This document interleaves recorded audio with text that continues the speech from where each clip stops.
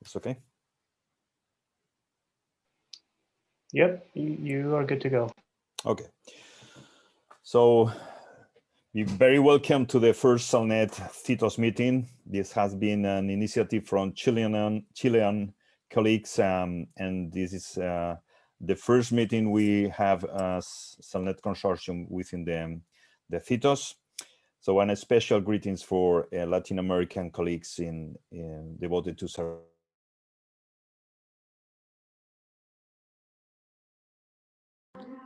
Javier, you are muted. Javier, you're muted. Javier, you get muted. Unmute yourself. Javier, unmute yourself. Yes. Sorry, because I was unmuted. I don't know. So very welcome to this SELNET CTOS meeting. This has been an initiative from Chilean colleagues, and special greetings for Latin American colleagues devoted to sarcoma care. The SELNET is a consortium of several expert centers in sarcoma care. So we have official partners and we have associated members as well through all the Latin America, with a special participation of Italy, France, and Spain as well. In this network, this is a very, very nice collaborative program. So we have also a platform for second opinions and for also review of pathology cases. And we are also our own clinical guidelines for sarcoma, which are implemented in each country during this last year. And we have already the first publication with some recommendations during outbreak of COVID-19. Several recommendations, I mean, in the sarcoma management. And also we have had some new manuscripts, including in this special issue of Cancer's Open Access Journal. So this is the agenda for this 2 hours meeting, this virtual meeting. So the panelists are very well recognized. There are opinion leaders, and Sylvie Bombaladot from France, she will be in charge of surgery in retroperitoneal sarcoma. Alexandro Gronchi will be in charge of surgery in soft tissue sarcoma of limbs and trunk wall. Elton Leite from Sao Paulo will be in charge of perioperative radiation therapy, and Nadia Indy from Seville in neoadjuvant chemotherapy in somatic sarcoma. There will be 20 minutes of each lecture, and we will have 10 minutes left for comments and for questions. And please use the chat of the Zoom. And my colleague Claudia Valverde from Vallebron, Barcelona, will be also will moderate as well this meeting, and both will check the questions, and we will share the questions after each lecture. So Claudia, please, can you introduce the first speaker, please? Yeah, thank you very much to SELNET and to Javier for the invitation to co-share this interesting meeting. It's just a pity that we can't share a dinner or a lunch, but we will manage to overcome that. And it's my pleasure to introduce Sylvie Bombaladot. This is a very recognized surgeon in Marie Curie in Paris, and she will talk us about the tricky surgery in retroperitoneal sarcoma. Welcome, Sylvie. Thank you. So I tried to share my screen.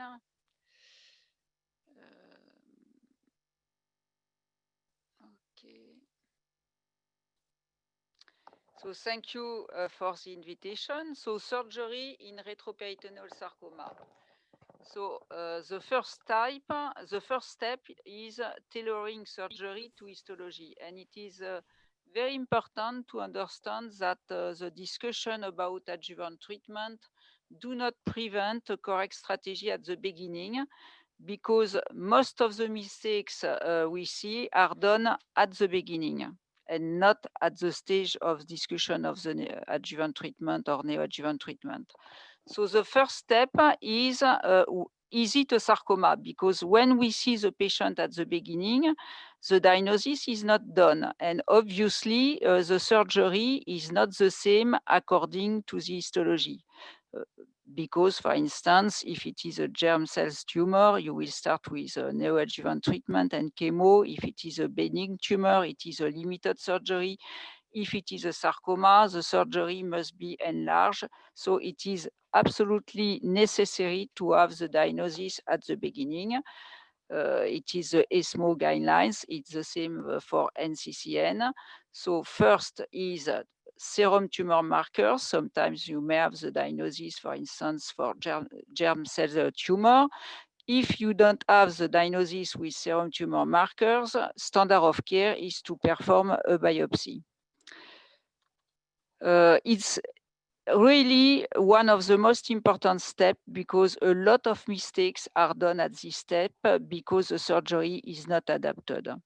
So the biopsy must be done with a needle which is big enough because it is not a cytology, it is a biopsy. It is absolutely necessary to have a review of the pathology because the pathological diagnosis is difficult. No frozen section, of course, because the pathologist will need immunohistochemistry and sometimes molecular analysis. So it is very important to wait for the definitive diagnosis. And then when you have the diagnosis, to discuss the strategy with the multidisciplinary team, because sometimes you will discuss a neoadjuvant treatment, you will discuss the extent of the surgery, and of course, you will anticipate all the reconstruction which could be necessary. So it is very, very important because half the mistakes we see are done at this step. And of course, no surgical biopsy, because a surgical biopsy, it is the tumor is open and you have the risk of contamination, and it should be avoided.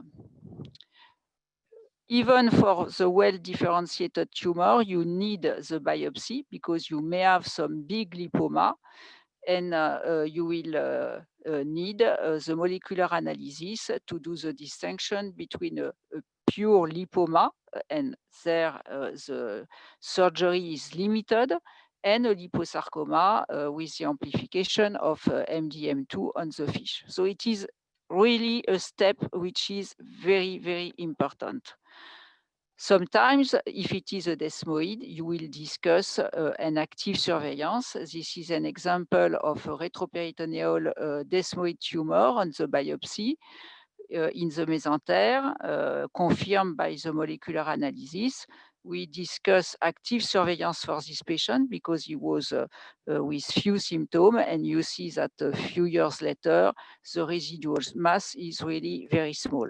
And sometimes in the multidisciplinary team, you will discuss a neoadjuvant chemotherapy, for instance, for this example of Ewing. Obviously, the surgery is much more easier anyway after the neoadjuvant chemotherapy. So it is very, very important to follow the first step with a correct imaging, the percutaneous biopsy, the multidisciplinary team. And most of the mistakes are done at this stage. So this is a sum up in front of a retroperitoneal tumor. If you have fat, it may be myelolipoma, angiomyolipoma, lipoma, or well-differentiated liposarcoma. If you do not have fat, you will start by serum tumor markers. If they are negative, perioperative biopsy. If it is a chemosensitive histology, you will start by chemotherapy. If it is a benign tumor, you will perform a limited surgery or an active surveillance in case of desmoid. And if it is an other retroperitoneal sarcoma, you will discuss frontline enlarged surgery and in some case neoadjuvant trial. The second step, which is also a step where we see plenty of mistakes, and to recognize the entire tumor. This is the main risk is in case of well-differentiated, dedifferentiated liposarcoma, because very often the well-differentiated part is omitted.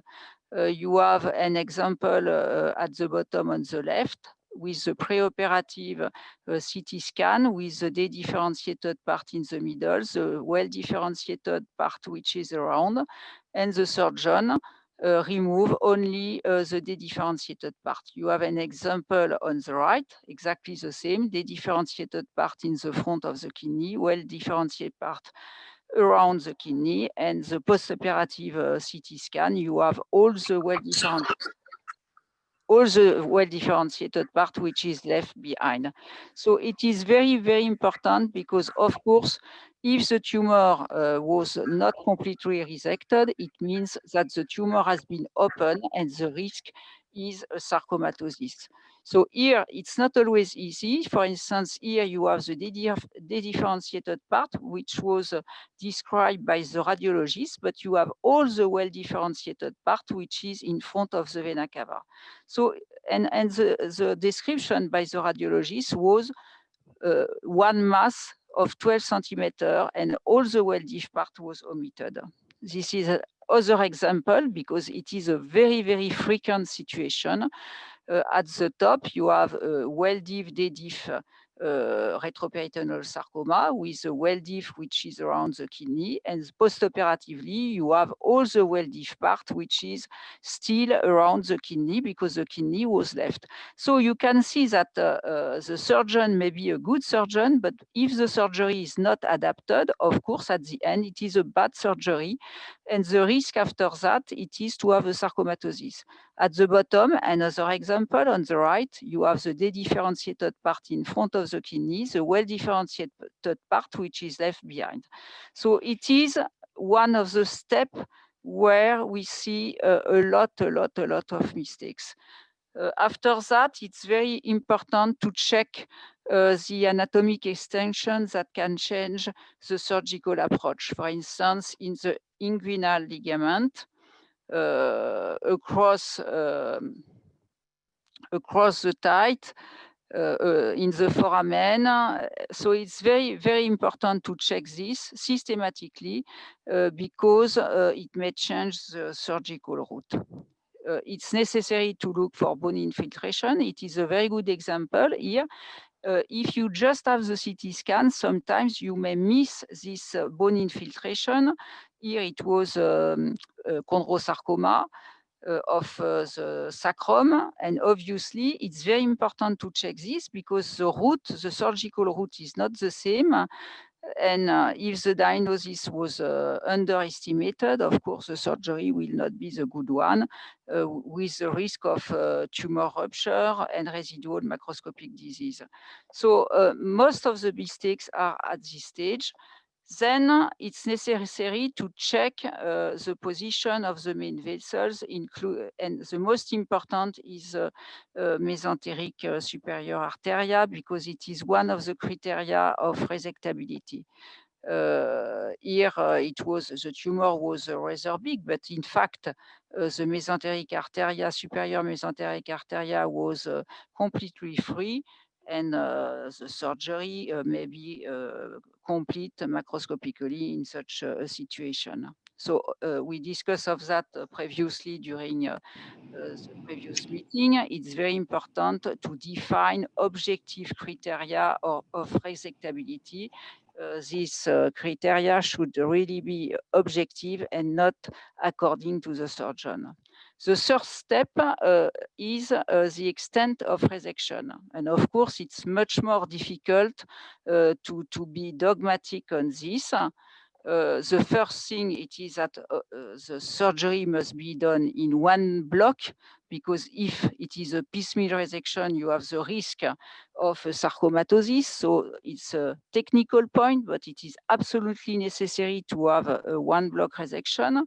And then the discussion about the extent of resection. Retroperitoneal sarcoma is a soft tissue tumor. It's not a visceral sarcoma. The viscera may be included, may be attached, but it is not a visceral sarcoma. So the philosophy of the resection is the same than for a soft tissue sarcoma of limbs.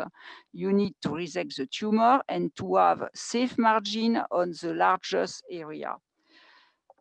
So to do that, obviously, you need to resect the tumor with what is inside, but what is involved contiguously, involved or attached. For instance, in these two studies, the risk of local recurrence was lower with what we call a compartmental resection, which is the resection of the tumor, which the organs which are attached. The two studies with a different methodology gave exactly the same results. However, obviously, these compartmental resection are justified when the risk is mostly local recurrence. For instance, here in this study report by Alessandro on its multi-institutional collaborative study, you can see that the patient with a D-diff liposarcoma, but also well-diff liposarcoma, have the highest risk of local recurrence You were compared. mentioning that you were fascinated by the world of teaching children to compose. Compared to the leiomyosarcoma.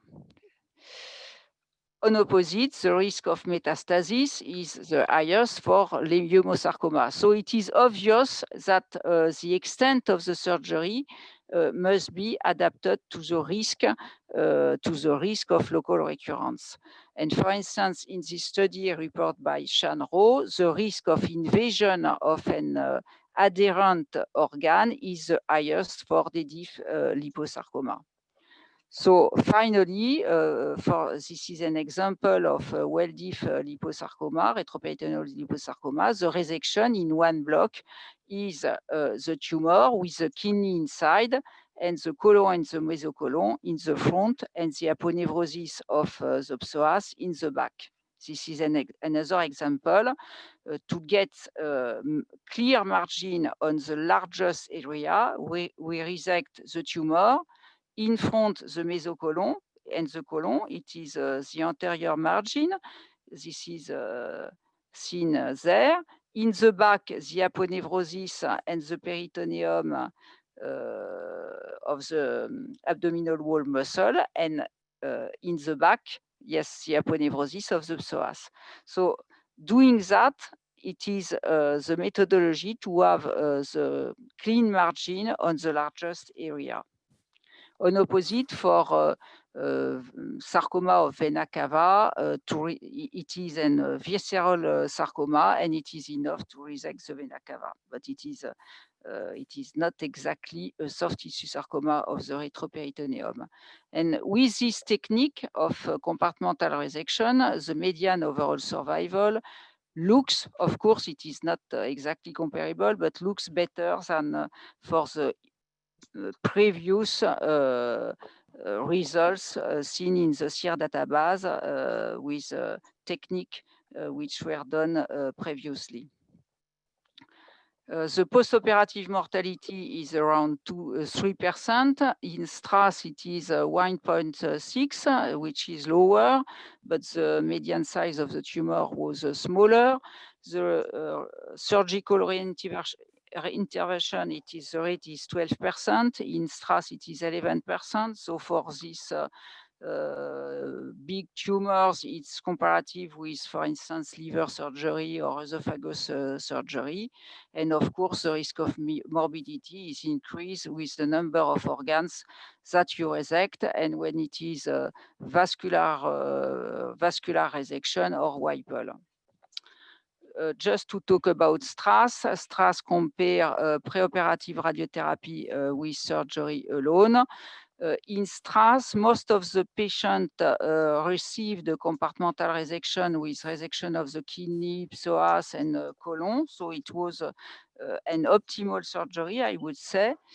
The rate of reoperation was between 10 and 12%. So it's about the same than in the previous study.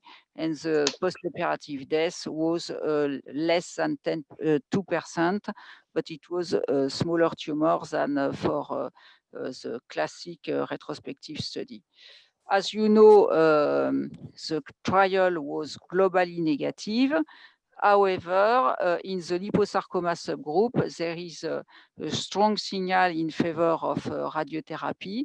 So, of course, it needs to be deep node, maybe in STRAS 3, it's in discussion. Maybe a study on local recurrence only with a boost in the back, it's under discussion. However, it's important to understand that overall survival is exactly the same. So it's at the end, it is a parameter which is important to remember. And ultimately, it's very important to be operated in a sarcoma center. It is a study done in the French sarcoma group. Patients who were operated at the beginning in a sarcoma center have better survival than the patients who were not operated at the beginning in the sarcoma center, even if they were operated from the recurrence in the sarcoma center. So it underlines that what is important is the first surgery to be operated in a sarcoma center. Concerning the local recurrence, obviously, when the patient may be operated, the survival is better. But in the multivariate analysis, the point which are important, it is the delay between the initial surgery and the recurrence, and of course, the grade.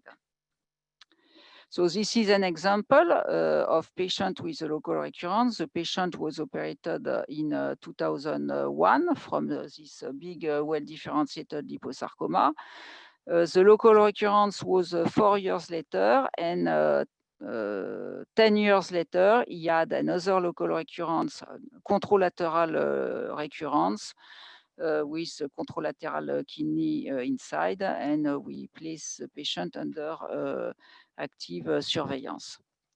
But finally, to have operated the patient from the local recurrence was positive for him. So to conclude, the initial strategy is very, very important, and most of the mistakes are done at this step.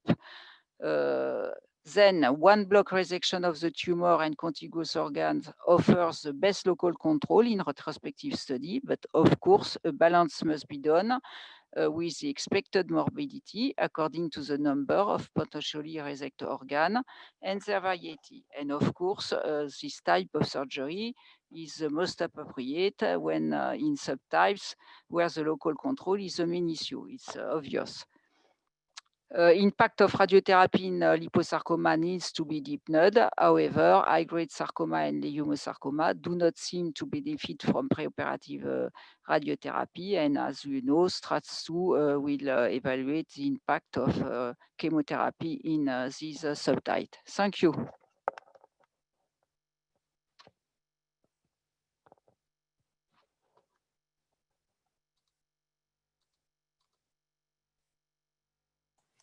Thank you, Sylvie. Very, very nice journey through this specific sarcoma location, which is very challenging. Obviously, as you mentioned, the first approach is crucial in this entity, and from the very beginning, the discussion before the biopsy even. So I have a question, and I remind that for the audience, you can make the questions through the chat. Please feel free to go to the chat and to write down some questions.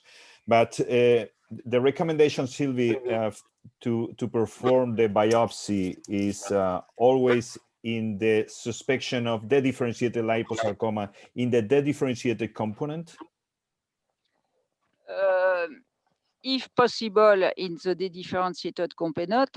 However, if you do the biopsy on the well-differentiated component with a fish, and the analysis of amplification of MDM2, you will have the correct answer. I mean that if you do the biopsy on the well-diff part, you will have the diagnosis. It is a liposarcoma. You will underestimate the grade because the grade take account the dedifferentiation, but you will get the diagnosis. So it depends if the dediff component is accessible or not. Yeah, this is a curious situation, but sometimes there is a specific subtype called sclerosing liposarcoma that could be confusing with the differentiated component. So yes, I think yes, I agree. But because on CT scan, you cannot make the difference between sclerosis component and the differentiated component. It is true. But I would say that the main issue is to get the diagnosis. So if it is not accessible to the biopsy, it's always preferable to do the biopsy in the well-diff part than not to perform the biopsy. Okay. So another question is for both, for Sylvie or for Alexandro. What is the limit for rear resection? What should be the limit of the number in rare resections in liposarcoma, especially of retroperitoneal space? The limit of how many organs you can resect? No. It is a question? No, the limit of number of rear resections. It depends of the type of initial surgery, because if it is, for instance, a local recurrence after a compartmental resection, the possibility of resection is lower than if the initial surgery was just shelling out.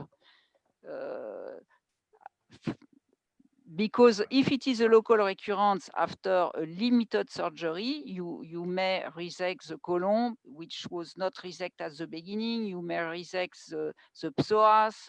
But if the initial surgery was done in a sarcoma center with an enlarged surgery, of course, it's more difficult to do a resection, except if it is sarcomatosis, and that you just have to remove some small intestine. So it depends, really, the possibility of resection depend on what was done previously. Yeah. There is a question from the audience. Do you recommend resection for recurrent, multifocal, well-differentiated liposarcoma?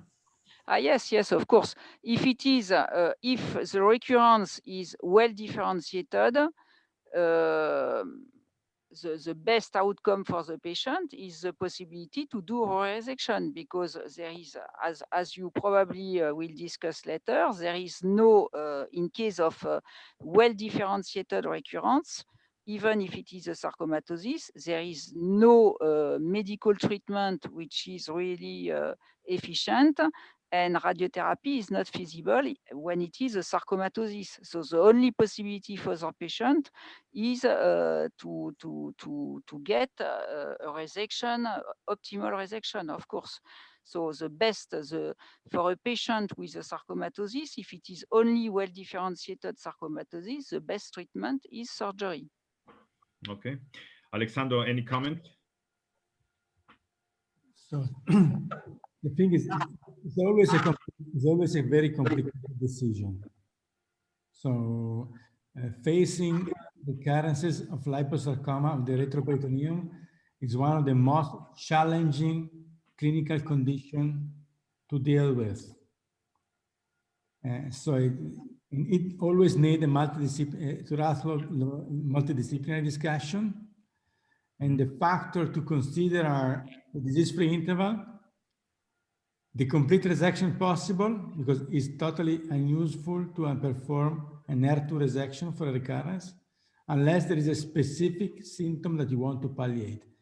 but always to have to bear in mind that surgery causes symptoms first and has side effects and complications. And the more you operate on a patient, the higher the chance to get these complications.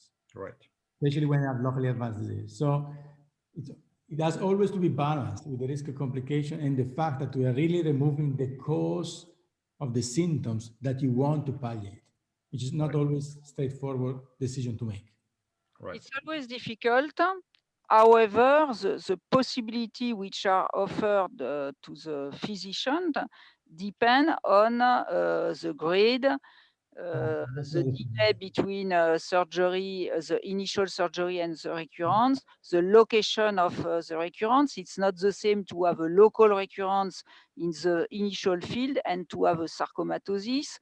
So there are many parameters which must be considered to take the optimal decision. However, if it is, for instance, a sarcomatosis with only well-differentiated nodules, the possibilities are limited.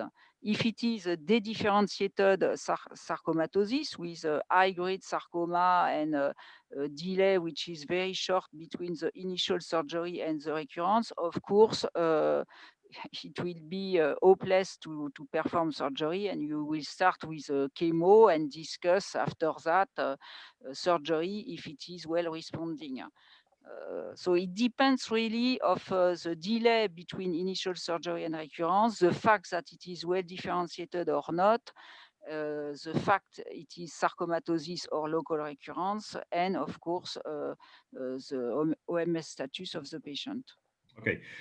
Thank you. One last question from Argentina. Do you think that in the relapse of retroperitoneal liposarcoma, the neoadjuvant radiation therapy would have some benefit? Yes, probably, because maybe it will be difficult to perform another study on local recurrence. Why not? If we get the money to do it. But yes, in case of local recurrence, not sarcomatosis, but local recurrence, with the results of STRAS, which show a strong signal in favor of radiotherapy, I think it's an option, yes, to perform preoperative radiotherapy in case of local recurrence, probably. Mm-hmm. Okay, I'm sorry, but there is another question from the audience. Quick answer, please. Do you ever consider palliative surgery for asymptomatic, slow-growing, well-differentiated lipo if you don't have any possibility for R0 or R1 surgery? To perform R2 surgery, it must be discussed in the multidisciplinary team. If the patient is symptomatic, it is yes, it must be discussed, but it is, I would say, case report. It's a discussion to have with the CT scan, with the patient in front, and with the rest of the multidisciplinary team. It's difficult to be dogmatic here in this discussion. We need to see the CT scan, and but yes, why not? It depends.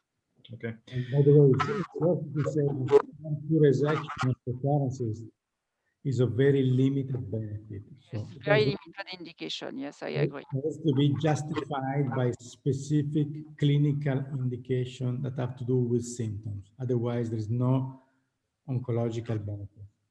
Okay. Thank you very much, Sylvie. Thank you. Can be muted, and Claudia will introduce the next speaker, please.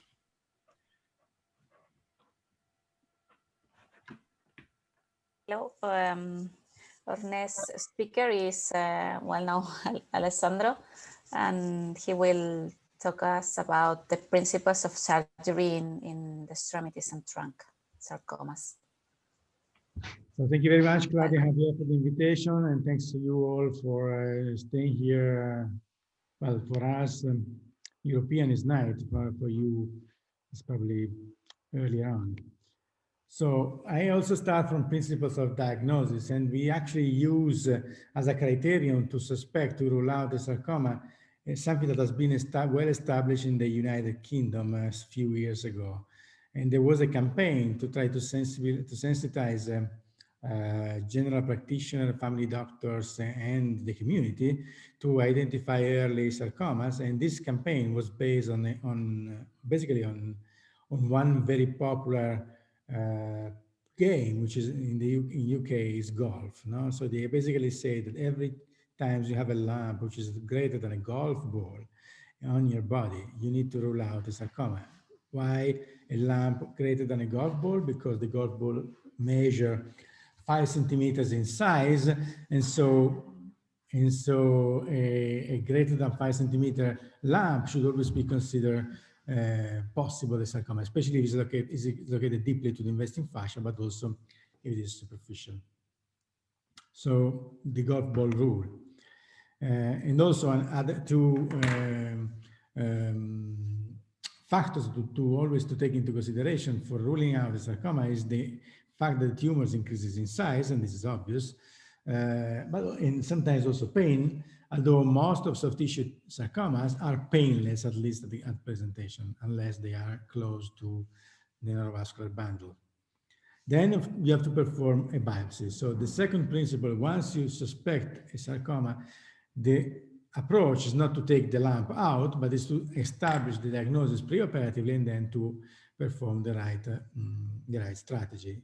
Biopsy is easy to perform. CB mentioned the way biopsy is performed in the retroperitoneum. In the extremities, even easier. It can be done in the clinic. Most of the time, it can be an easy blinded percutaneous biopsy in local anesthesia, and can be done right away in the clinic while you see the patient.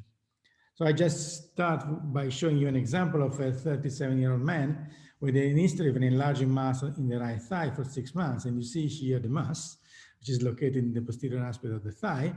And this can be basically anything. It's of course resectable, and this uninformed surgeon could decide to take this out, but this would be pretty wrong. There are many differentials. You cannot make the diagnosis just based on an MRI, even if you think it's a sarcoma, because synovial sarcoma, liposarcoma, and differentiated sarcoma look all the same, and you may have different strategy for all these. And you not have to forget that there are also metastatic carcinoma, metastatic melanoma, and non-Hodgkin lymphoma that can look exactly the same on CT scan or MRI. So it's very important to establish a diagnosis, to perform a biopsy before making any decision. Then, as I mentioned, sarcomas are a family of different diseases and variants with the retroperitoneum. The heterogeneity of sarcomas in the extremity and trach wall is far broader. So the number of histology types that you can find in this location is far higher. So it's important to know what you're actually dealing with to perform the right strategy, because one size does not fit all. So in our case, we had a high-grade mixed liposarcoma. So what to do next? So what we usually do is we calculate the risk, because in which risk are we calculating? The risk of dying, because the risk of dying is an important criterion to define which is the best strategy. I'm not going too much into detail of what kind of treatment can be done to address the metastatic risk, because this is the topic of another presentation, but before making any surgical decision also, it's important to have this in mind. So even the surgeon needs to know this. And how we calculate this, we use an app, which is called Circulator, which is free to download. And this app is basically a tool to easily use a nomogram, which was published a few years ago, based on large series and validated in several external series as well. So this tool is able to help to calculate the risk of death and the risk of metastasis in a single patient. In our patient, for example, 37 years old, with a tumor which was 14 centimeters in size and high grade, and mixed liposarcoma, as you see here, basically the risk of death was 30% at 10 years, with a 40% risk of distal metastasis. The second question that we ask ourselves for making a decision about the strategies, which is the expected quality of surgical resection and possible morbidities. So in this case, for example, of high-grade mixed liposarcoma, what we see in MRI is that the tumor is very close to the sciatic nerve. So the expected quality of margins at the sciatic nerve level will be minimal, so if not positive. So this is an important consideration because, of course, there is a way to avoid this positivity or this closeness to the margins by resecting the sciatic nerve, but this comes with functional implications which are not minimal. So you would, the patient would pay a price in terms of quality of life and quality of function that, on the other hand, are not counterbalanced with the guarantee of being cured, because he has a 40% risk of distal metastasis. So his quality of life will be affected without increasing the chance of being cured. So it's very important also to have this in mind. Of course, surgery is the primary and only curative treatment in localized disease. You heard Sylvia about the role of surgery in retroperitoneal sarcoma, and this is also the same in extremities of tissue sarcoma and trunk wall, and the quality of margins, the surgical margin, is critical for cure. There has been a classification of the quality of surgical margins established at the end of the 70s. So orthopedic surgeons, orthopedic oncologists have established how important it is to perform a proper surgical resections long ago, and they actually have paved the way to all other surgical disciplines, including surgery in the retroperitoneum, as you heard by Sylvie. So surgery has to be wide. And why has to be wide? Because this tumor grow with a pushing growth pattern most of the time, not an infiltrative growth pattern, and they are not surrounded by a capsule as one would be tempted to believe when he saw them. There's a periphery, which is called capsule by an experienced surgeon, but it's not a capsule. It's just a thickening of the surrounding tissue, an inflammatory reaction, which contains cells, and there is an inflammatory zone. And then if you perform surgery within the tumor, of course, you do an intralesional resection. If you do a resection along the pseudocapsule, the inflammatory capsule, you do a marginal resection, which is a resection that will leave behind cells. In order to perform a proper resection, you need to perform a wide resection, so removing the tumor surrounded by healthy capsule, which is very well known now for many years. And this is what you see on pathology. This is the tumor, this is the capsule and the reacting zone, so the inflammatory reacting zone with tumor cells inside. And the only way not to leave these tumor cells inside the patient is to remove the tumor and hit the pseudocapsule along with a cuff of healthy tissue around. There are also skip lesions, and this, which can be found in the surrounding tissue. This is typical of high-grade tumors. Not all tumors have skip lesions that are so clearly visible, but in fact, some centimeters away from the tumor mass, you can find nodules along the fiber of the muscle where the tumor arises. So the closer you stay to the tumor, the higher is the chance of getting a local recurrence. Another important factor to consider when you discuss extremities of tissue sarcoma surgery is that it's not only a matter of centimeters. Sylvie is on the line. She was the one making the best comment about this long ago at one CTOS meeting. She mentioned that size of margin is not all, and that is very true, like in love. So size is not all, and that's in fact right, because there are some tissues that resist to tumor infiltrations, and these tissues are called barriers, which are the barriers that can be found in the body. There are the typical barriers that you can find are vascular adventitia, the periosteum, and then the perineum, but also the joint, the capsule of the joints are considered capsules. So tumor that resist tumor invasions. These barriers don't need to be super thick to be safe in terms of reducing the risk of local recurrence. So when the tumor is removed along with the barrier, it doesn't matter whether this barrier is super thick, the risk of recurrence will be low. This is a Japanese paper published some years ago, which was very nice because it was able to basically quantify the risk of local recurrence based on centimeters and was also translating centimeters of muscle or soft tissue into millimeters of capsule joint or joint, yes, capsule, the joint or muscular fascia, periosteum, and so on and so forth. So this is an example of a wide resection of a superficial tumor, which is one of the easiest location.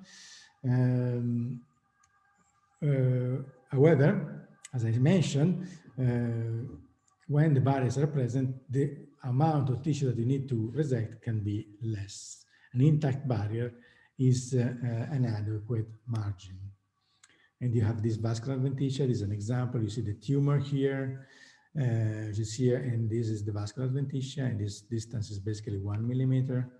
Again, if the vascular adventitia is invaded and the vessels are encased, then you have to perform, of course, vascular resection. The epineurium can be very thin, can be even less than 1 millimeter, but yet if it is negative, the margin of this margin is negative, there's no tumor on this margin, then even if it is less than 1 millimeter is enough. Otherwise, you need to graft the nerves. That can be done. Same applies to the periosteum, which if it is invaded, bone resection need to be performed. So what is important is to try to avoid as much as possible positive margins, positive microscopic surgical margins. And why is so important? Because positive microscopic surgical margins are associated to a higher risk of local recurrence, a far higher risk of local recurrence.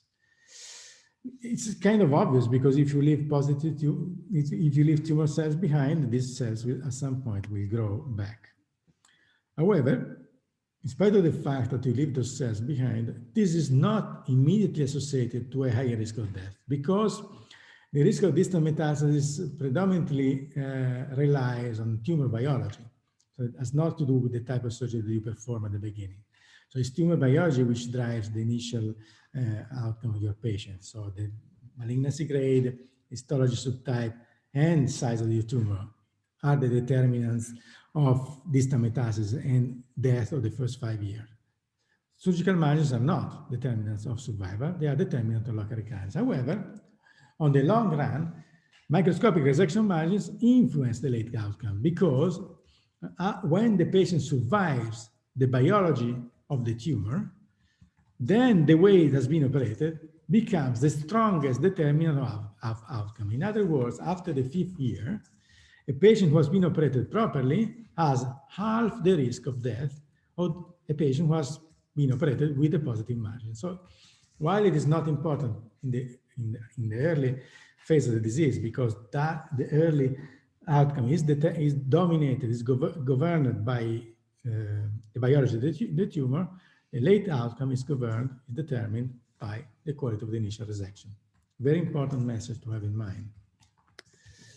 Again, one size does not fit all because there are tumors that have these histology subtypes where you can be closer. This is typical of a typical lipomatous tumor of the extremity.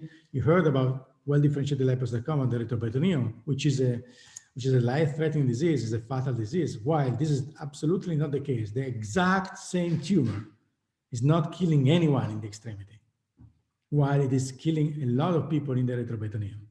So it should not be treated as a conventional sarcoma because this tumor in the extremity basically is a very indolent disease that can be treated with simple excision, and you can postpone a wider resection at recurrences. This may not be exactly the case when this tumor is located at critical sites where a local recurrence may not be further treated properly, but for conventional extremity, ILTs, atypical lipomatous tumor, and they call it as such. So pathology call it atypical lipomatous tumors as such for tumors, for well-differentiated liposarcoma of the extremity, while they call the exact same tumor a well-differentiated liposarcoma in the Retroperitoneal, exactly because of the different risk of death. So recurrence in the Retroperitoneal will eventually lead to death. Recurrence in the extremity will never lead to death. The only risk, the only thing they threat is eventually the limb, but it's very, very unlikely to be the case because the patient will live forever with their local recurrence, will be operated multiple times and will never die of that. Another example is classic dermatofibrosarcoma protuberans, where you can accept a positive margin even a positive margin, because of, for example, of cosmetic reason, when they are located to the face, you always consider a more limited excision to avoid disfiguring surgeries or surgeries that have cosmetic implication. And this does not translate into a very higher risk of local recurrences as it would be the case for other sarcomas. And we actually looked at our series where basically the risk of further recurrence after a positive margin resection of a DFSP, as long as it was microscopically complete, it remains in the 10% range or even less at the 10-year time point. While this is not the case when you have the fibrosarcomatous component. So in 5% of DFSP, you have a more aggressive variant, and this more aggressive variant is associated to a higher risk of local recurrence and death, and this should be treated as a conventional sarcoma. So a positive margin should not be accepted. Then you have to be wider in others. So there are some other histology types like myxofibrosarcoma. You are never wide enough. In myxofibrosarcoma, you are never wide enough because they tend to have an infiltrative growth pattern that extend far away from the tumor mass, from the tumor nodules. It's very difficult to assess clinically. Sometimes you think to have been wide, and in the end you find yourself not to be wide enough. And that's why the local recurrence in this histology type is the highest. Other example is radiation-induced sarcoma, where basically it's very difficult to assess where the tumor ends and the hardness of the radiation therapy starts. And so again, even here, the risk is that you're never wide enough. And again, in radiation-induced sarcoma, it's very common to find an inadvertent positive surgical margins. They are in the 30% range, while normally they are in the 10% range. Another example is angiosarcoma, which can often be multifocal. It's a disease that you will never start with surgery with because it's multifocal, because it will be followed by local regional recurrences. Then, of course, you have other histology subtypes where margins at specific sites should be always taken in specific consideration. In malignant peripheral tumor, the tumor can spread along the neural fiber, and is one of the few situations where you need to perform frozen section at the nerve stump, because you may find tumors even if you are far away from the mass, or vascular leiomyosarcoma, where again you need to stay far away from the mass because they can extend to the wall of the vessels. This is an example of a vascular leiomyosarcoma.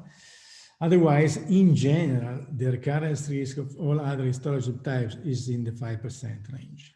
So this is what you need to be obtained. So a few considerations on what you can do, what you need to think when you are facing a tumor to try to improve quality of surgery and preserve function. So how can you upgrade the quality of surgery by going closer to the tumor without losing the chance of performing an adequate resection? Well, I'm not going too much into details because there will be a discussion about this, but radiotherapy is always to consider and has been for long shown to be effective. And I want to say only that while there is no difference in terms of local control between delivering radiotherapy in the preoperative or post-operative setting, it does make a difference when you expect to have a close margin. So when you have a close margin, when you plan a close margin, when you want to preserve function, to preserve a structure, then radiotherapy is better to be delivered in the preoperative setting than in the postoperative setting, because in the preoperative setting, it is able to offset the negative prognostic impact that the positive margin may have on outcome. If delivered in the postoperative setting, it does not have the same effect. So a positive margin after radiotherapy is not as bad as it is without radiotherapy, and postoperative radiotherapy is not able to recover it, to salvage it. To the point that when you resect a tumor with a planned positive margin on a critical structure, the outcome is not improved by its resection. So even if this structure had been resected, the outcome would not have been improved. So a planned positive margin after preoperative radiotherapy has the same outcome as a negative margin. So, well, then there are some histology subtypes where radiotherapy is more effective, mixed liposarcoma, and there will be a lot of discussion on CTOS about this. but also mixed fibrosarcoma, vascular sarcoma, solitary fibrous tumor, extraskeletal mixed sarcoma. So histology subtype is not only important to make a surgical decision, but it's also important to make a proper strategy. The combination of chemotherapy is just mentioned that is possible and may be as good in some histology subtypes. So going back to our histology, to our patient who has an high-grade mixed liposarcoma with a 40% risk of death, and this sciatic nerve which is close to the tumor, what do? We consider chemotherapy and radiotherapy. Chemotherapy because of the risk, and I think Nadia will talk about this. Radiotherapy because it's close to the sciatic nerve, and we don't want to resect the sciatic nerve, but we don't even also want to have a positive margin for all the reasons above. So we do something that is able to offset the negative prognostic impact that the positive margin would have had on the local outcome, and then we combine it with chemotherapy because we believe, but Nadia will talk about this, that chemotherapy in a patient like this who has a 40% risk of death may help reducing this risk, and possibly, so this combination also may achieve a downsize, which is not always the case. This is the patient, and these are my conclusion. So always rule out a tumor, a soft tissue sarcoma whenever soft tissue mass is detected, especially if it's larger than 5 centimeters. Obtain the histology diagnosis preoperatively, calculate the risk. So calculate which is the risk. Assess resectability, tailor the approach to maximize the results. And it's so important, and even in the extremity, to have reference centers, because a multidisciplinary discussion is the way to improve survival of our patients. Thanks you for your attention. Thank you very much, Alessandro, for this great talk and very instructive. There's a couple of questions. In multicentric epithelial endothelioma, when do you consider surgery? Well, it depends what multicentric means. So if epithelial hemangioma is located to the lung, the bone, and the liver, we never consider surgery. We always consider systemic therapy only when they are progressing, because most of these tumors tend to be indolent for many years. So for many years, you may just not need to do anything. Well, if this multifocal epithelial endothelioma is located to a single site, I don't know, the liver, for example, or in soft tissues, then surgery can be an option. In the liver, for example, surgeons may, as well as observation. So active surveillance is also an option. So the most important thing to decide when you are dealing with an epithelial hemangioma is whether the tumor is progressing or not. Sometimes it is not progressing, and if it is not progressing, you just have to observe. But this is a very specific and weird histology of types to deal with. If it is multifocal but limited to the limb, isolated limb perfusion is a very good option because it's very effective in case of vascular sarcoma. So isolated limb perfusion in the country who have TNF is a very effective option in case of multifocality but limited to the limb. Thank you. Another question is for considering neoadjuvant chemo.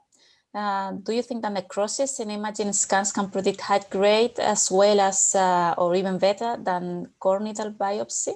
I think that is for... Well, I think it's very difficult to assess necrosis on imaging.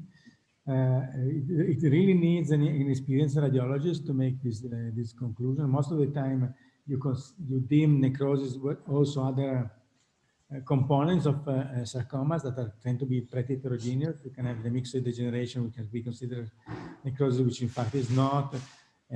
So, I mean, I believe that you can assess the malignancy grade predominantly on, you should assess it predominantly on biopsy. And you should, of course, you should biopsy the worst looking component of the tumor, but I'm not sure that necrosis on the imaging is the right factor to make a decision about neoadjuvant chemotherapy, but maybe Nadia will discuss this later in her talk. Okay. Another question that it's for Alex and for Sylvie. If you receive a patient from another center with positive margins, do you reoperate them when they come to you, or you wait until they relapse? It depends. it depends of the location and the grade, because on opposite to Alessandro, local, we didn't show that local control impact overall survival, even in even late. And for instance, with amputation, you do not change the risk of metastasis. So it is absolutely not sure that margin impacts the overall survival. So of course, if the initial surgery was macroscopically incomplete or with a tumor rupture, of course, you will reoperate the patient and discuss neoadjuvant treatment. But if it is a marginal excision, especially in some bad location, there is place to discuss an active surveillance and reoperation in case of local recurrence, if any, because even with a marginal excision, you have 50% of local recurrence, which means that you have 50% of patients who will never recur. So it is a discussion. I think that we need a randomized study in the future on re-excision, but in France, very clearly, for patients with a marginal excision, especially if it is a low grade, especially if it is in a bad location, we will discuss active surveillance. It depends, of course, of the patient. The patient must be keen to do this active surveillance, not it's obvious. Well, I have to say that I agree with Sylvie, agree with all what you say. Even here, I can say that, well, we need to say, so formally, a patient who has been operated with a positive margin has to undergo re-excision. This is the formal indication, right? So it is also written in all guidelines. It is a dogma. It is a dogma, but we change the dogma. We need to change the dogma. We need to prove that changing the dogma is a benefit. And we also have started stepping back from performing re-excision to every patient who has a positive margin. However, formally, this is the way this should be done, and that's been proven to be feasible and not to affect the quality of life of patient and to obtain the same local control and survival than surgery initially performed at that center. So it's the fact that probably is not needed in many of the patients that are referred to us, but yet this has to be proven. Okay, thank you. And the last question. No, the only thing we don't do, so what we don't do is to perform radiotherapy as a mean to offset, to salvage a bad surgery. So if the surgery is not optimal, we don't even do radiotherapy. We wait for the recurrence and then we perform radiotherapy and surgery in case. Yes, of course. It's necessary to perform the good treatment altogether. So if the patient is placed under active surveillance, we don't perform post-op radiotherapy on a bad surgery because you do not offset a bad surgery with radiotherapy. So in such situation, we wait for the local recurrence, and at the time of the local recurrence, we perform all the good treatment, re-excision and radiotherapy if necessary. The same applies to chemotherapy, by the way. Thank you. I think we have to move to the next speaker, Javier. Yes, thank you, Claudia. We are moving to the third speaker, Dr. Elton Leite from Sao Paulo. He's in charge of this talk, Preoperative Radiation Therapy in Somatic Sarcoma. Elton, is your time. Hello, everyone. Muchas gracias, Dr. Brodo, for the invitation. Muchas gracias, Dr. Valverde. It's a pleasure to be here with you, Dr. Bonvalot, Dr. Gronchi, and Dr. Hindi. I will talk about perioperative radiation somatic sarcomas. There is no conflict of interest for this presentation. Soft tissue sarcoma is an uncommon disease that accounts for 1% of all types of cancer and 1% of all cancer deaths. Surgery remains the main treatment, the curative treatment, and radiation therapy has the role of improving local control. This is from the control of surgical margins, of course, but also from subclinical disease control. This is an interesting study from Toronto, evaluated tumor cells in the reactive zone surrounding the pseudocapsule that you see in that T2 fat suppression MRI.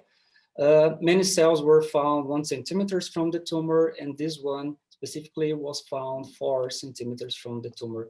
That's the radiation target. What's the clinical evidence about that action? In extremities, there are 2 randomized trials comparing observation to adjuvant RT with brachy by Pisters and sternal beam radiation by Young.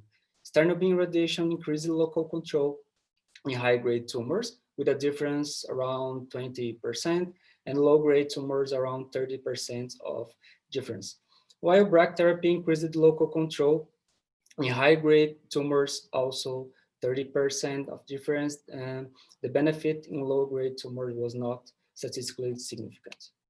And of course, the classic discussion about the timing of radiation before or after surgery. The NCIC trial, a phase 3 study conducted by Dr. O'Sullivan, compared preoperative radiation with 50 gray with a post-operative boost, if positive margins, to adjuvant RT with 60 to 66 gray by surgical margin status. The primary endpoint here was 1 complication rate. Regarding the local control, there was no difference between arms concerning the primary endpoint. The group that received preoperative radiation had a higher rate of wound complication, 35 versus 17%. Regarding legs, the complication rate was 43 versus 21%. However, the update data with late toxicity results was published by Dr. Davis, and the rates of fibrosis, edema, and joint stiffness were higher in the postoperative radiation group. Not statistically significant, but with an important difference. So this is from our guidelines. In the preoperative setting, we offer 50 gray in the tumor with 1.5 centimeters radial margins and 4 centimeters longitudinal margin. And in the postoperative, we offer 60 to 66 gray in tumor bed, generally overestimated, even with MRI, with a 1.5 centimeters radial and 4 centimeters longitudinal margins in 1 or 2 phases. Besides that, we generate a 1 centimeters margins for setup, for daily patient position. The example here can illustrate it. This is a patient submitted to upfront surgery. The region to be treated, it's basically subcutaneous and muscle with 60 gray, while in a hypothetical preoperative RT in the left figure here, we would perform 50 gray directly on the tumor and in a smaller volume according to the guidelines. With the data exposed, what should we expect when comparing adjuvant RT with adjuvant RT? In the preoperative scenario, we delivered lower doses in a smaller volume with a greater risk of wound complication. What we need to improve? Greater precision and decreasing setup margins.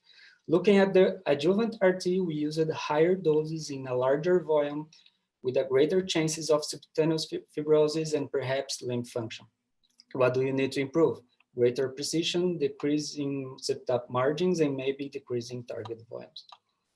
The first strategy is improving dose conformation. The great tool for this is the IMRT. With IMRT, we have the ability to make curves on dose distribution, sparing more healthy tissues and performing a better dose coverage to target, especially in large tumors or surgical beds. Dr. Alekchar published a cohort of consecutive patients with high-grade tumors from the Memorial Sloan Kettering who underwent adjuvant treatment with brachy or IMRT. The group that received IMRT, even with more unfavorable factors, presented a 10% higher rate of local control when compared to brachy.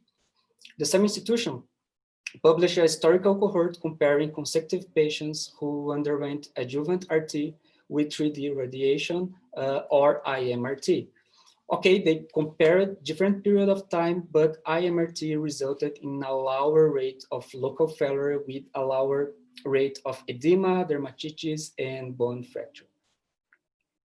Another strategy may be decreasing the target volume on the post-operative RT.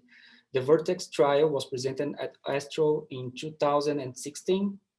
A British study compared RT in 2 phases with 4 centimeters margins of versus RT in 2 centimeters margins and the same final dose. The objective was to decrease that volume that I show you and improve the lymph function with similar control. The local control was the same. However, unfortunately, the lymph function were also the same between arms. Looking for lower wound complication rate in the lower limbs, Dr. O'Sullivan designed an interesting phase 2 trial evaluating IMRT and IGRT in the preoperative context. They performed the RT planning, the presence of the surgeon, designing a virtual scar and virtual flaps to try to spare it. Dosimetry results were correlated with toxicity. The final wound complication rate was 30% lower than the 43% of the NCIC trial, even with more primary closure. To talk about fractionation in radiotherapy, I would like to talk about our reality in Brazil. It's a continental size country. Look at this figure, have space for all European countries here.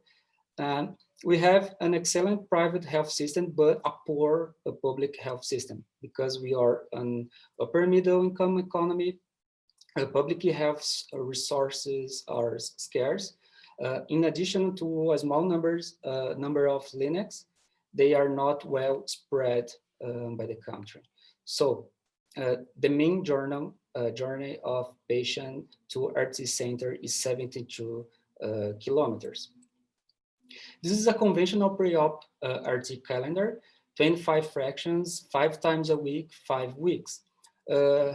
Imagine what would be like for this patient going to the hospital and coming back home 20 times by public transportation with a duration of 2 hours each journey with this huge leg tumor. So wouldn't it be great to decrease that to 5 times? There are evidence for that. Here I show you all the trials demonstrate that hypofractionation is safe and effective, highlighting here the Polish trial, 25 grays in 5 fractions. Sarcoma is a tumor with a low alpha beta value that it's increasing the dose per fraction, cell death also increases. So there is a rationale involved. However, these studies were counted with the final dose. The final biological dose, the final biological equivalent dose were all less than conventional 50 gray. It's known that by increasing the radiation dose, we increasing local control. However, we also increase the rate of surgical wound complication. Based on this, there is a rationale for performing technology, specifically SBRT on soft tissue sarcoma. We offer a higher dose in a radio-resistant tumor with great dose conformation. With this rationale, CUBISEC published initial results from a study from MD Anderson, in which they did preoperative SBRT with 35 to 40 grays in 5 fractions, followed by surgery. There were 13 patients with acceptable rates of radiodermatitis with a median necrosis rate of 60% and acceptable wound complication rate. And then this trial accessed data with a biological dose in 5 to 100 gray. I'm the PI of an ongoing phase 2 single-arm trial in Brazil with a design very similar. We do SABR or SBRT with 40 grays in 5 every other day fraction followed by surgery after 4 to 8 weeks. This dose is equivalent to 100 gray in conventional fractionation. The primary endpoint here is wound complication also, and we are looking for a greater pathological response with comparable safety to conform to conventional RT. Here, example of treatment, we have treated 25 patients so far, and now we are analyzing the first results. Okay, so what about retroperitoneal sarcomas? It's the same rationale.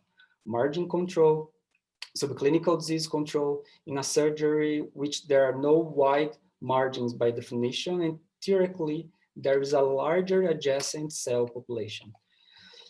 But around just 10% of sarcomas is from the retroperitoneum, and there is a lack of good evidence. Thus, where we are now, RT indication is around 15 to 30%, and this study showed the different indication profile among these European countries. We have two large databases showing the benefit of radiation. The American database with more than 9,000 patients demonstrate again in overall survival in both preoperative and postoperative treatment with a hazard ratio around 0.7. Another multicentric database with European countries, Canada and US, restricted to patients with liposarcoma demonstrated benefit in local control in all tumor grades. A recent meta-analysis combined this retrospective data, confirmed this benefit both in local control and survival. However, we've lacked a phase 3 study, and we're waiting for a stress trial publication, a great work conducted by Dr. Bonvalot. In intention to treat analysis, 266 patients were randomized between surgery or preoperative radiation followed by surgery. The primary endpoint here was abdominal recurrence-free survival. Note that liposarcomas correspond to 75% of all tumors. And in this first publication, with a median follow-up of 43 months, the study was negative. Recurrence-free survival was 4.5 versus 5 years. In those patients who completed the treatment, radiotherapy reduced local failure by more than half. But looking at abdominal recurrence definition set, the first one get noticed. Local extensive progressive disease during RT per RECIST. We know that progression by RECIST does not necessarily mean tumor progression. Most of the time is due to edema and necrosis, and the question here is, does it affect R0 resection changes? Based on it, the independent data monitoring committee analyzed the 19 patients with local progression or distance among 60 events in a radiation group. 3 had distant progression, 1 was not submitted to surgery by shock during anesthesia, 15 were operated with R0 or R1 resection. Of this, 11 have no evidence of this disease, and 4 showed local failure. This represents a quarter of all events. This definition created this drop at the beginning of the graph because that 19 and 11 patients were considered as a failure, even with no evidence of disease today. It's like a neoadjuvant delayed start. The committee then made a sensitivity analysis, not considering RECIST as a progression, and then the number of events decreased and opened up a difference between groups, especially in liposarcoma, around 10% in this first publication, with mean increase in the follow-up, noting that among those who were resected, local failure was less than half in the neoadjuvant group, 29 versus 15%, and 22 versus 9%. Thinking this result, I asked what's the right direction. Dr. Gronk showed us we have a highly recurrent tumor with surgery around 30%, more than that in some histologies, and 3/4 of death are due to local recurrence. So we have to improve local control, reducing reoperation, and maybe improving survival.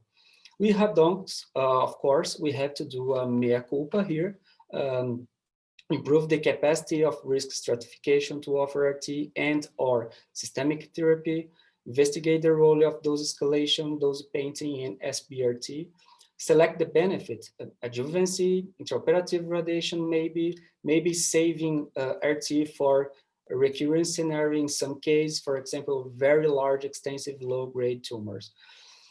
First of all, stratification. Sarcoma looks all the same, but it's not. It's a heterogeneous disease. This is a large American cohort that found some prognostic variables. Radiotherapy decreases mortality, but not in all situations. Although local recurrence decreased in almost all settings here, low-grade, large tumors, liposarcomas, and low-grade liposarcomas, RT did not decrease mortality. However, in high-grade, smaller tumors, leiomyosarcomas, RT decreased mortality. So we need to understand this better. Another question I ask, is adjuvant so bad? Like that 7-to-1 team, can we improve it? Everybody knows that it's a technical challenge. This is an example of that. We basically have only balls in the treatment volume, however, it's possible. It's a young woman with well-differentiated liposarcoma after R1 whoops resection. There is a tendency for us to treat only regions at risk of recurrency with IMRT for better treatment tolerance. At the final, she presented just grade 1 diarrhea. This is another case, low-grade liposarcoma after R1 margin on the right kidney, and we offered post-operative radiation. That's the planning, showing the high conformity of those. In tomotherapy, spared the kidney, he had no treatment-related symptoms. A Korean study with 18 patients who underwent post-operative RT in the modern era and was able to demonstrate that toxicity can be quite acceptable. No grade 3 toxicity was reported. I mean, of course, it's not the preferred option, but we cannot completely discard post-operative radiation in some specific cases. Another option, intraoperative radiation. This is an example of a 61-year-old man with the differentiated liposarcoma, in which we had exclusive IRT with hand applicator.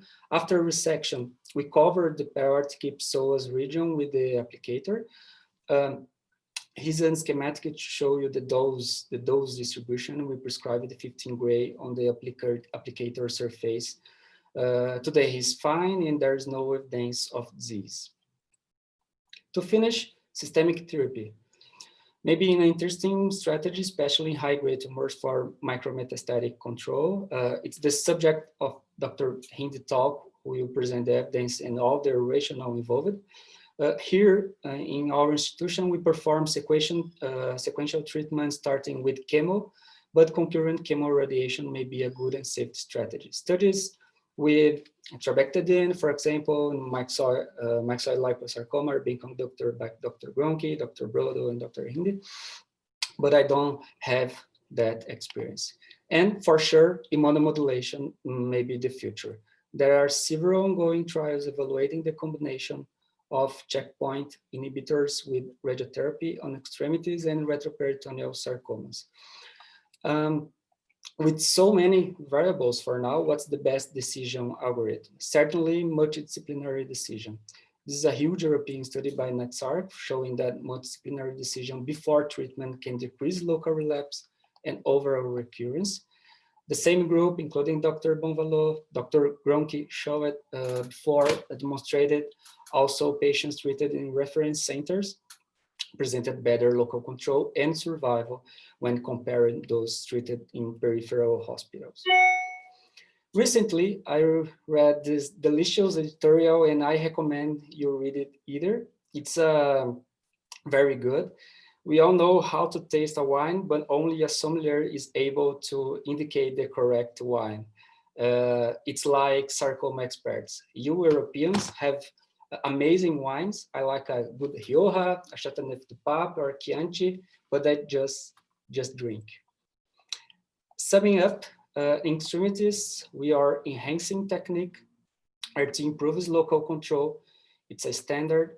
We prefer pre-op RT, especially in high volume tumors. IMRT and IGRT may decrease wound complications. Hypofractionation, SBRT is a trend. In retroperitoneal, we are enhancing technique and evidence. RT reduces local failure. We have preference to preoperative RT. The STRICE trial showed the radiation can dilute the benefit by intention to treat. We have to pay attention to sensitivity analysis, mingling liposarcomas.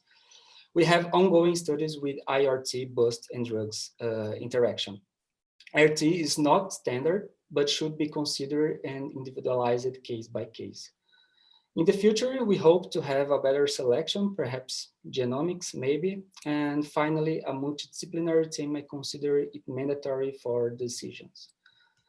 That's the centers I work, Vila Nova Star Hospital, private, and São Paulo Cancer Institute, public, affiliated to University of São Paulo. When in Brazil, please come to visit us. You are all welcome. Thank you, gracias, grazie, and merci. Thank you very much, Dr. Leite, for your nice presentation. And we have a couple of minutes for questions.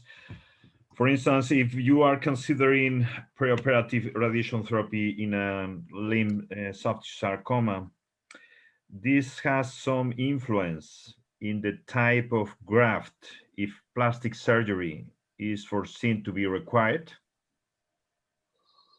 I mean, the preoperative radiation therapy is related with more or higher wound complication. This could have some influence in the selection of the type of graft. I mean, pediculated graft, for instance, instead of other kind of coverage by plastic surgeon. Okay. In recent years, with the evolution of radiotherapy and surgery, these wound complication rates are decreasing to 20, 25%, mainly due to tissue transfer, for sure, flaps and skin grafts.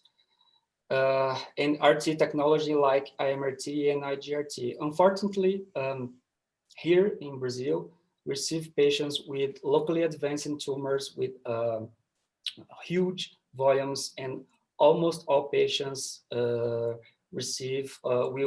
be submitted to tissue transfer. So on the final, the plastic surgery program doesn't influence in my decision about radiation. Okay. So what is your opinion? You have mentioned that hypofractionation should be an answer for those patients living far away from the center. So in your experience, hypofractionation is related with higher wound complications or not? I think it's not. I think it's depending by technology, of course. The results we have it just with lower doses because involve chemo, for example, the Polish trial, the Turkish trial with lower dose because there are chemo involved. At Camargo Cancer Center, for example, in Brazil, there's an ongoing trial, a phase 2 study in which 3 cycles of IFO and doxil and radiotherapy in 5 fractions of 5 grays in the second cycle. Our study, we offered a higher dose with 40 grays in 5 fractions. We treated until this moment 25 patients, and the wound complication rate, I think it's now in 25-26%, and it's quite acceptable. Mm-hmm. And what is the best timing for surgery after hypofractionation? I think between 4 and 8 weeks. Okay. So just the only disagreement from me in your talk is the recommendation of post-operative radiation therapy in retroperitoneal sarcoma. Because this is somewhat which is not recommended in our country because it's related with a higher complications. Even grade 2 diarrhea can be devastating for a long time. So why you are recommending that? Because in the light of the stress outcome, seems it's not very relevant use of radiation therapy, at least in general, talking in general. Mm-hmm. In yeah. Yes. Some cases like that I showed, adjuvant radiotherapy can be used after unplanned area 1 resection, after changes in the previous pathology, the differentiated areas after patients submitted to surgery. But absolutely size, area, location, and geometry are important factors to indicate properly and with safety. WHOOPS R1 surgery in high-grade tumors is frequently here, unfortunately, and we consider offer radiation in some situations. Another situation in a high-grade or the differentiated tumors submitted to chemo and after submitted to surgery, and we have R1 unplanned margin, depending on the size, the location, we discuss in tumor boards, and some case we indicate the post-operative RT. Thank you very much. I agree with Dr. Martin Brotto. In Europe, we wouldn't perform post-operative radiotherapy because the toxicity is very high. The impact on survival is probably null. So we would discuss radiotherapy at the time of the local recurrence, if the local recurrence is in sight, because after fragmentation of the tumor, it may be sarcomatosis, so the impact of radiotherapy is null. So very clearly in this situation of WHOOP surgery, we would wait for the recurrence. If the recurrence is purely local, we would discuss neoadjuvant radiotherapy. And if the recurrence is a sarcomatosis with nodules everywhere in the abdomen, the impact of radiotherapy is null. So we do think in Europe that post-operative radiotherapy is both toxic and in case of sarcomatosis, it will be usefulness. So we disagree on this. For the preoperative radiotherapy, I agree with your analysis that in liposarcoma, there is a strong signal in favor of radiotherapy. I fully agree with your analysis. Thank you very much, Dr. Leite and colleagues. And I think, Claudia, we have to move to the last speaker, right? That's right. So I welcome Nadia Indy from Sevilla, who will talk us about the preoperative chemotherapy and how it can be benefit for patients and how to conclude that with radiotherapy.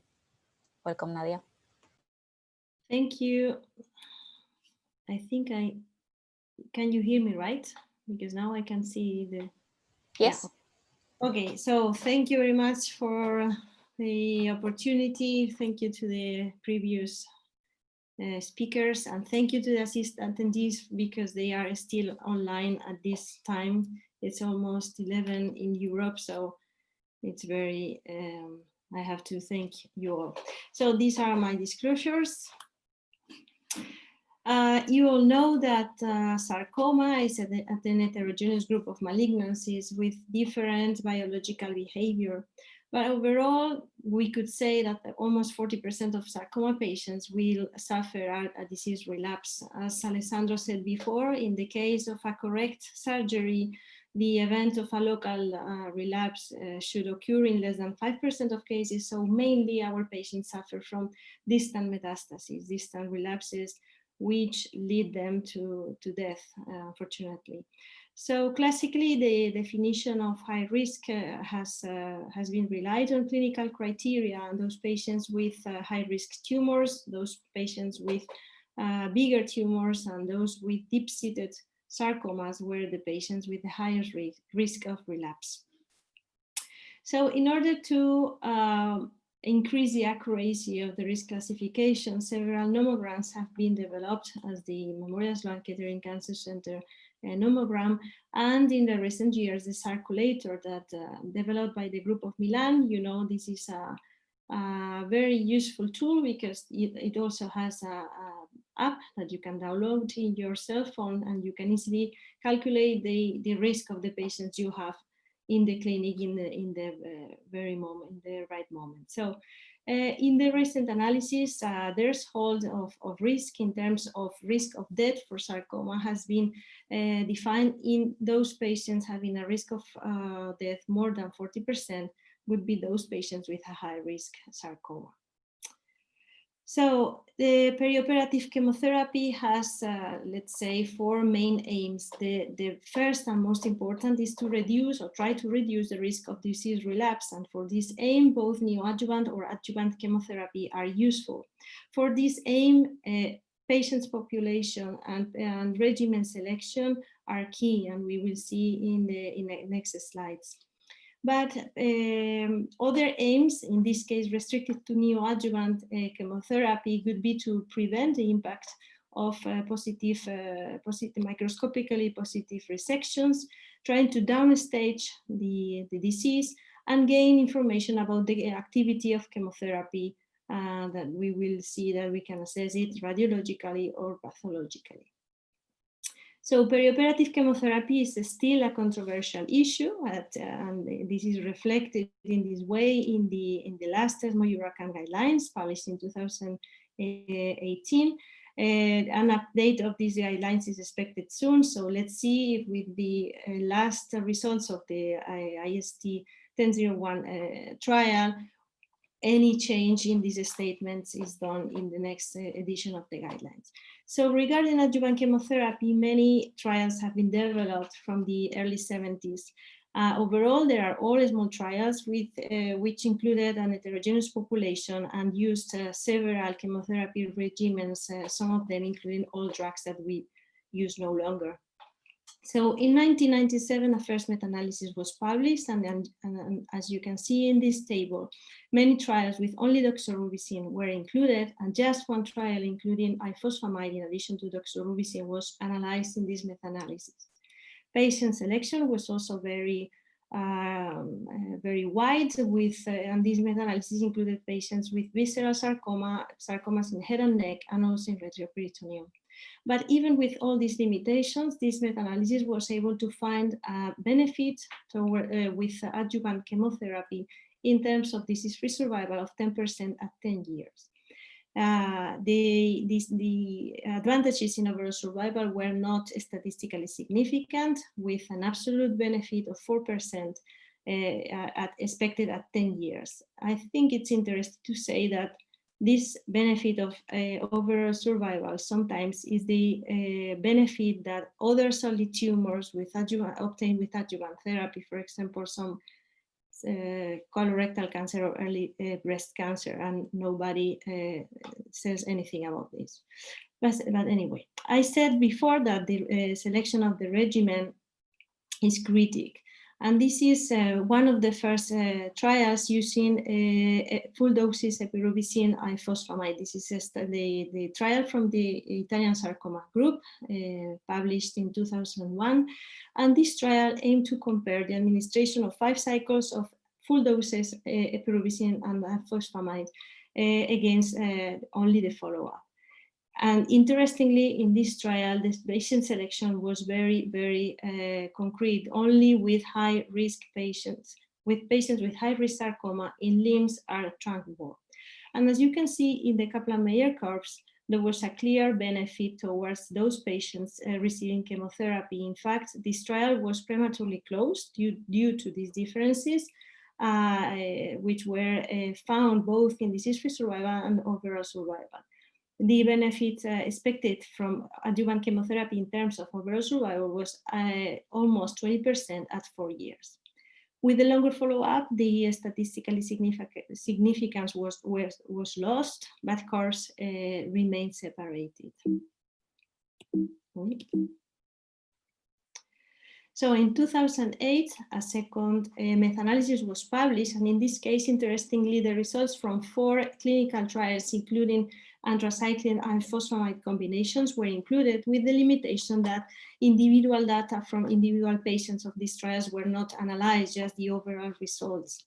But this second meta-analysis was able to find statistically significant differences in overall survival, favoring combination chemotherapy with doxorubicin ifosfamide. So we can conclude from this second meta-analysis that the benefit from adjuvant chemotherapy is greater when combinations of anthracyclines and ifosfamide are used. So This study, the second study from the Italian sarcoma group in collaboration with the Spanish sarcoma group with Hayes, tried to compare two options of neoadjuvant and perioperative chemotherapy. One arm was only 3 cycles of preoperative neoadjuvant chemotherapy, and the other arm administered 2 further cycles of adjuvant chemotherapy. As you can see in this graph, there weren't differences between both arms, and interestingly, the results in terms of overall survival at 5 years were almost 70%. So we can conclude from this trial that 3 cycles of epirubicin ifosfamide are not inferior to 5 cycles, so it became the new standard from preoperative chemotherapy. And we also learned from this trial that the combination of chemoradiotherapy in the preoperative setting was feasible with slightly more hematology toxicity from the chemoradiotherapy combination, but always in a manageable way. So interestingly, and you can see here the curves, the results in terms of overall survival in the Frustracci trial and in this trial were very, very similar, and the curves were very, very similar. So it was this was also consistent with the available data. A further sub-analysis of this study focused on the impact of positive surgical margins, showed that those patients who had received preoperative chemoradiotherapy and then were resected with positive macroscopic margins, and you can see in the graph, in the plot, it's represented with the blue line, had the same outcome in terms of overall survival of those patients with negative microscopic margins, which means that neoadjuvant chemoradiotherapy was able to prevent the impact of microscopically positive resection. This is something that Alessandro commented before. So given these results, preoperative chemoradiotherapy could be worth in those patients in which a surgical marginal resection is foreseen. So I said at the beginning that the value of adjuvant chemotherapy is still controversial.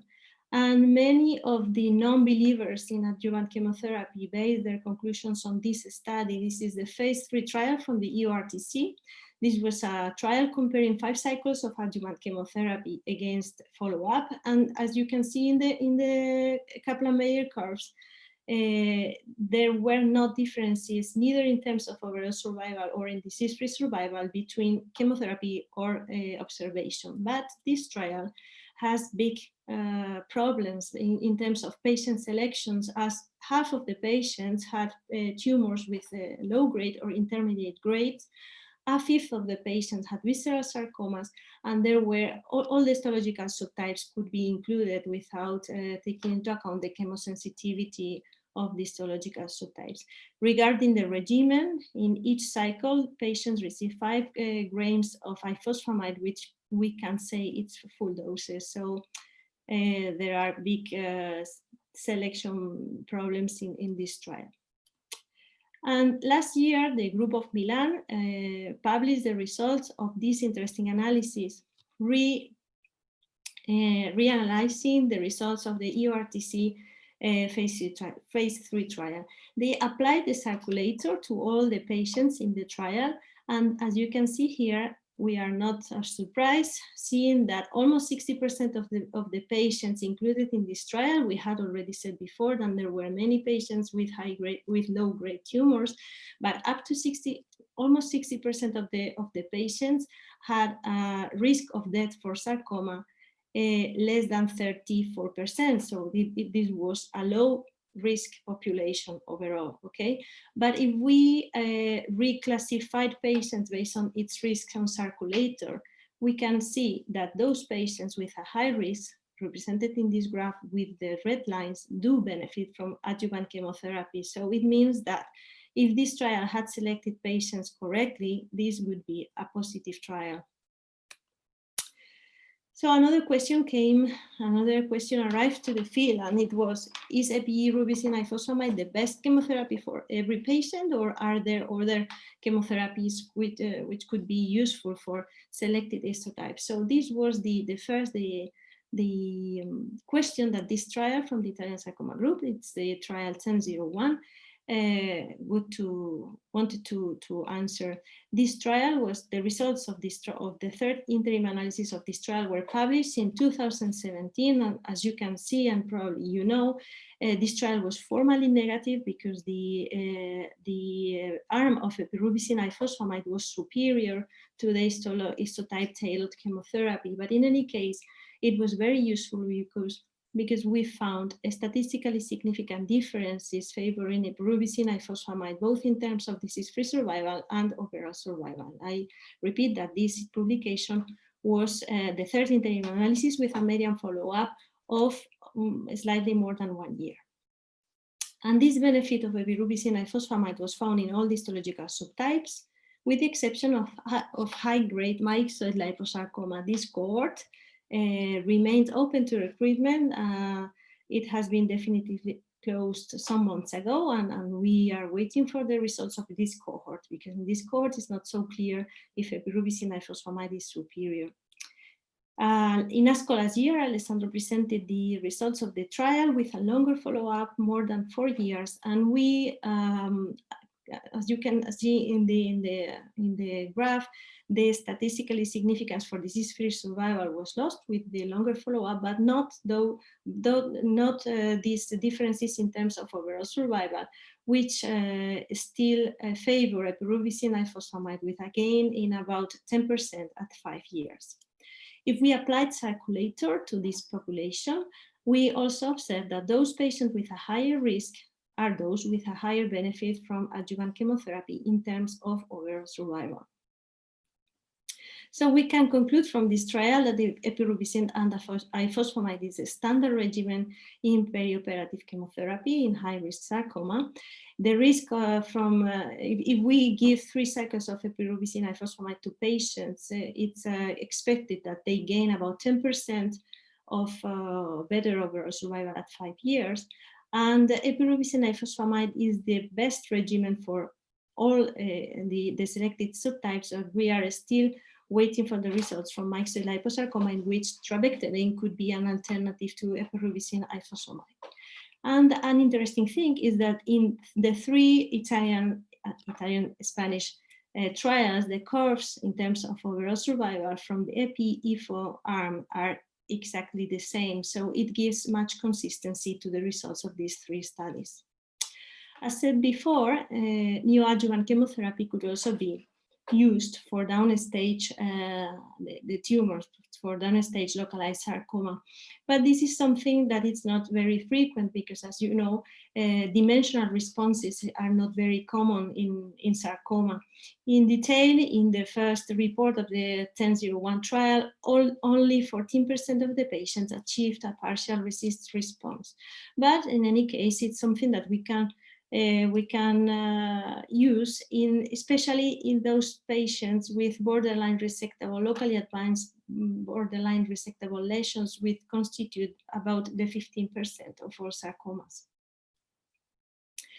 As we said at the beginning, preoperative chemotherapy could also be worth to trying to identify the efficacy of chemotherapy. And for this issue, the evaluation of response is key.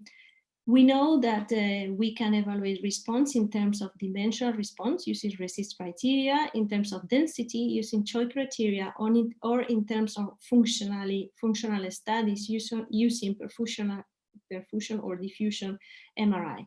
In the images you can see in the slide, in the upper images, there is a patient baseline before chemotherapy, and in the lower images, it's after 3 cycles of preoperative chemotherapy. As you can see, the color of the tumor, and this is a representation of the diffusion, the color of the tumor has changed, and it's translated in an increase of the diffusion values. And we think that it's thought that diffusion increase, it's due to a lower cellular component of the tumor, so more necrosis and response to chemotherapy. Pathological response is another way of gaining information about the activity of chemotherapy, and it's still quite controversial in soft tissue sarcomas because we are still defining which are the best criteria for evaluating pathological response. We know it's important to record the histological changes in terms of hyalinosis, sclerosis, and necrosis. And probably the percentage of viable tumor could be also an important value. But we still don't know if it has a prognostic role. In osteosarcoma or Ewing sarcoma, it's clear, and in soft tissue sarcoma, we still have to assess it. And this is one of the secondary objectives of the Italian Sarcoma Group 1001 trial, so we will know it soon, I think. So to conclude, if we administer perioperative chemotherapy to our patients, which are 3 cycles of full doses anthracycline ifosfamide, so the adequate regimen to the adequate patients, so patients with high-risk sarcoma, with selected chemosensitive histological subtypes, and with tumors in lips and trunk wall, we can expect a benefit in terms of overall survival of about 10% at 5 years. And this is something that we have to discuss with our patients in an individualized way. Preoperative chemoradiotherapy is especially useful in those cases in which we foresee a marginal resection, or if we want to gain information about potential predictive factors in terms of radiological or pathological response. And that's it. Thank you very much.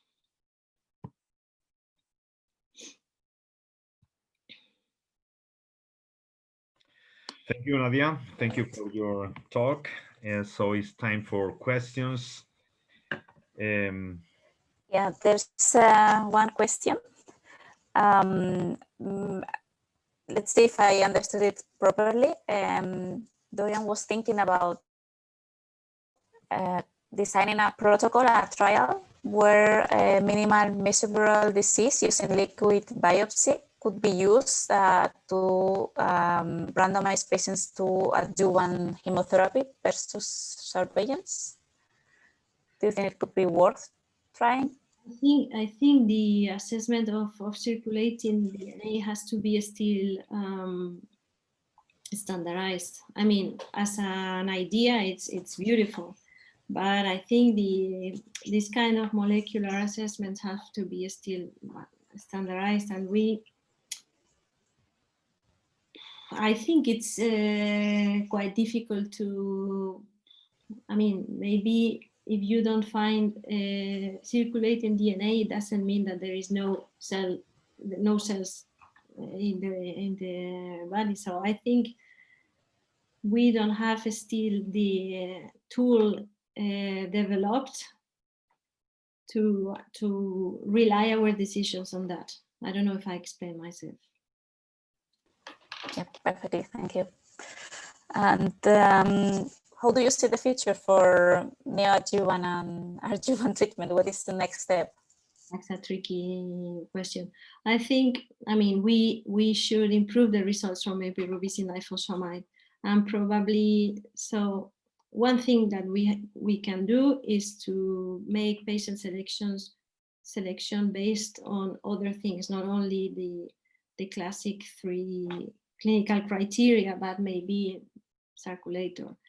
And probably regarding the regimen, the future is in adding anything else to epirubicin ifosfamide. This is going to be tricky because the toxicity of the combination is, well, it's not very high, but we have to be careful in the selection of this third agent. I don't know if a drug or other thing, but I think we should try combinations with the aim of increasing the efficacy of epirubicin ifosfamide. Maybe MRP1 inhibitors, maybe immunotherapy, I don't know. But and the other thing we have to do in the next trial is to better select the population more accurately. Mm-hmm. Thank you. And do you foresee any role for neoadjuvant or adjuvant for lipos regarding immunotherapy? Well, that's a good question, because in the deep liposarcomas, we don't advise epi-ifo chemotherapy. We usually advise only radiotherapy, so there could be a space for testing other possibilities in this histology. I'm not sure. I mean, I think we still have to identify the predictive biomarkers for immunotherapy, because the effects of the results from Pembro in Lipo at the end haven't been so spectacular. So we have to better identify those patients responding to immunotherapy. And for those patients, of course, it could be an option, especially combined with radiotherapy in neoadjuvant setting. Thank you. And just one last question is, what would you recommend for patients who have contraindications for anthracyclines in this setting? That's a good question, in fact, because you can have a patient with all the high-risk criteria, but he's not fit for epirubicin and lafospamide. So sometimes in these patients, well, sometimes we recommend only radiotherapy, of course, but sometimes in this population, depending also on the histological subtype, we have administered trabectedin in combination with radiotherapy. We have the experience of TRUST trial. In the localized setting, in the TRUST trial, only myxoid liposarcoma patients were included, but in the metastatic cohorts, other histological subtypes were included, and we found this is a very active combination. So sometimes in patients with bulky disease,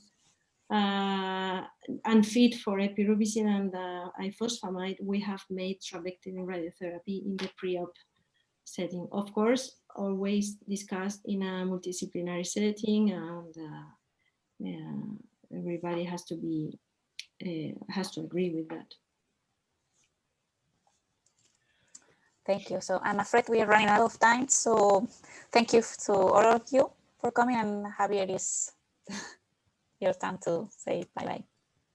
Thank you, Claudia. Thank you to every attendee.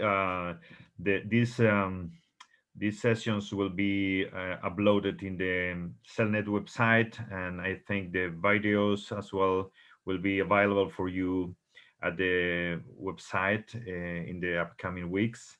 Thank you to CTOS organization for allow us to make this SELNET session is the first session in the CTOS context.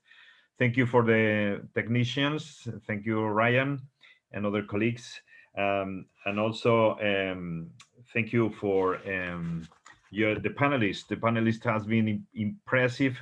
Thank you all of 4 speakers, and I think the level has been very, very high.